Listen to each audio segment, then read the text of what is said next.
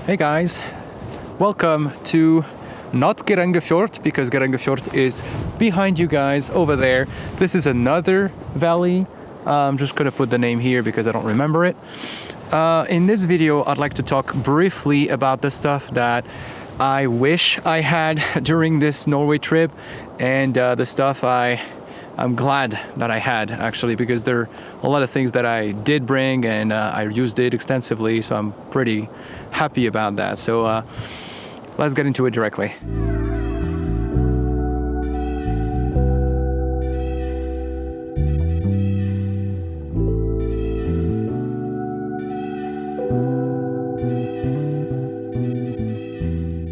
Let's talk about the things that I didn't have and I wish I had. So the number one thing is proper rain gear. Now, I do have riding pants and I do have the dry star layer for this jacket. Those worked perfectly, okay? I was completely dry with those two, no problem. The problem came from the gloves and the boots. So I did not plan to have over boots to protect my boots from heavy rain, nor did I plan to have over gloves to protect my gloves in case of heavy rain. Now, the reason why is that I didn't actually know that these existed, not really, and it's also because every single time that I rode my bike back in France, if it's heavily raining, I just don't take the bike. I either use my car or I just postpone my trip because I can go, the next day or the next weekend. Here in a road trip, you don't have a choice. Sometimes you have to do 500 kilometers and it's going to be raining for 8 hours and you have to be for 8 hours under the rain. I did not plan to have fully waterproof stuff, and I do regret not having those because they're very inexpensive. It's like 20 euros, 30 euros. So it's relatively inexpensive. It's very compact. It doesn't really take much weight. I should definitely have had that. So I definitely recommend you to have this kind of thing.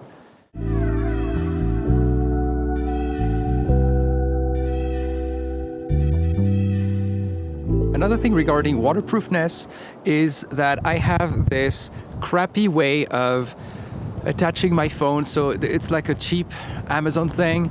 I wish I had, not necessarily like a quad lock or something like this. What I wish I had is some kind of bag that you can attach to the handlebars. So those exist. And I would love to have something like this with a clear, transparent plastic sheet on top, kind of like what I have with my tank bag, so that you could slide the phone, charge it, and connect it to the bike to have Android Auto, and all that while it's raining. Because when it's raining, I have to unplug it, because once it did happen to me on the CB500X, I was charging my phone, this phone exactly, and it was under heavy rain, and at first it was okay, but at some point some rain managed to seep into the port, and it started smoking, and I fried the cable. Now, fortunately, I didn't fry the charging port of my phone, although it's a little bit burnt, but it still works. But the cable was completely fried and I had to toss it. So this is something that is kind of annoying because I have to remove Android Auto, and under heavy rain, for multiple days I've had heavy rain, and basically you have big drops of water that fall onto the screen, and the touchscreen kind of goes crazy. At some point it started to, change the route and stuff like that, go into the menus, and I don't know if there is a way to lock the screen on my phone while still have it display the map. But anyway, Android Auto, that's what it's for. That's what I wanted to use.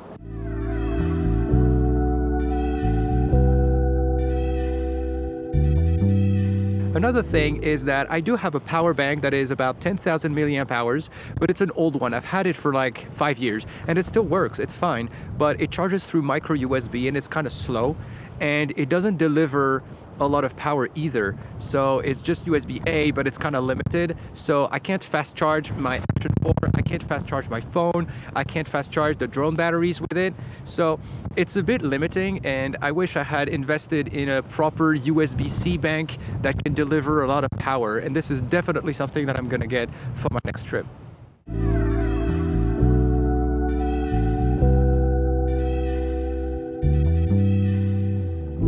And the thing that was the most annoying during this trip, and it's linked to camera gear, so if you don't plan on filming your trip, don't worry about it, It's a proper way to attach the Action 4 or a GoPro, whatever, to the helmet. I have right now this dinky little elastic band that is half dead, and I put it around the helmet on the chin, and it's just basically pushed against, but there's nothing holding it really together. And as soon as there is too much wind from the side, or that I get up and look down at my counter, boop, it just goes back down. So fortunately it doesn't fall, it doesn't break, but it just falls off the helmet, and then I have to stop on the side of the road to just put it back, and hopefully it's gonna stay more than 10 seconds. I hate this system, and it was a bad idea to do a 1-month trip solely filming with this crappy system. I know there's some better systems with Velcro that you just put on the helmet. I really wish I had invested in such a system, and I definitely will in the future, and it's been a pain in the ass for 28 days.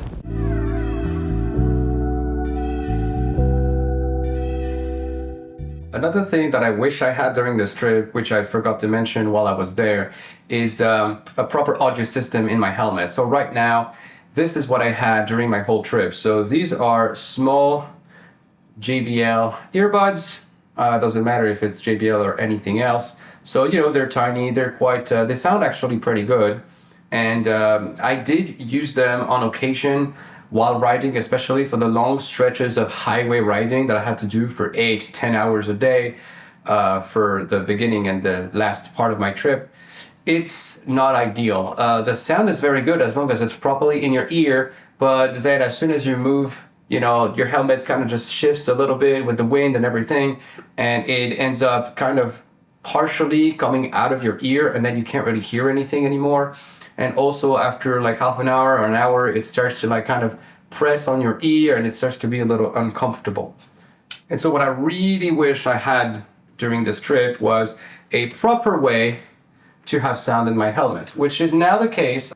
I just got myself this Cardio Freecom 2X thingy, and it has JBL speakers inside, so 40mm speakers. Now, I didn't really have the time to test it in real conditions yet because I just received it in the mail 2 days ago, but it sounded very nice, at least stationary. So I really wish I had something like this to be able to listen to music or podcasts during these very, very, very long travel times that I had, especially going to Norway and coming back.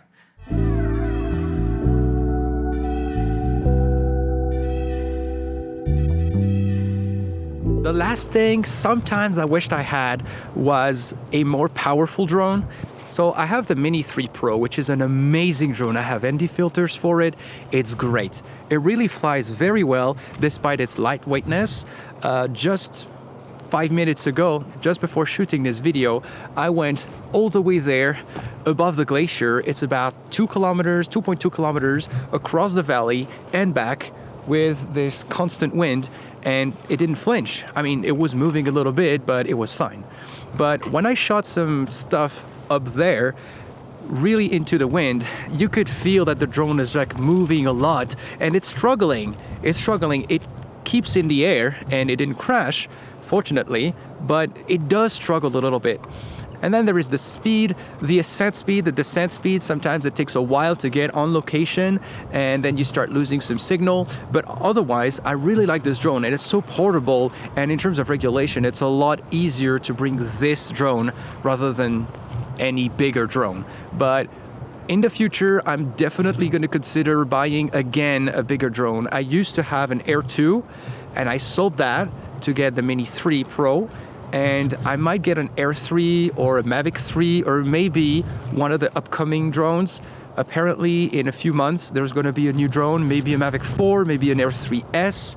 I'm probably going to get one of those because I really wish sometimes I had more power. For example, at North Cape, I would have loved to fly the drone at North Cape. I was not able to do this because the wind was so high that this thing would have been blown out. I did fly a little bit close to North Cape, and it almost didn't make it back because of the wind. So this is something I wish I had, although I love the form factor of this. This is tiny, this is lightweight. The batteries charge extremely fast via USB-C, so this is very convenient.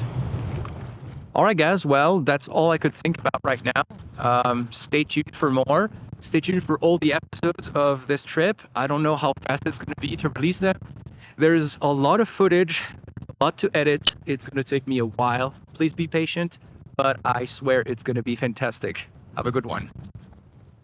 Yeah, I'm that nigga. Look in the mirror like, damn it, I'm fitted. Looking outside like the world is all mine. Look in the mirror like, nigga, go get it. I gotta get to the scene, oh. I gotta get to the bag now. I can't be chasing on these hoes. They getting they feeling and dragged down. That's why these niggas just crash out. Stuck in the cell and it's man down. Life getting gone in a flash now. Fuck it in and I'ma stand out. I done seen these niggas crash out. They some baby boys, I'm the man now. They was questioning, make them fans now. I'm the best in my league and that's hands down. Understand now, got plans now, got big dreams. Nah, fuck that.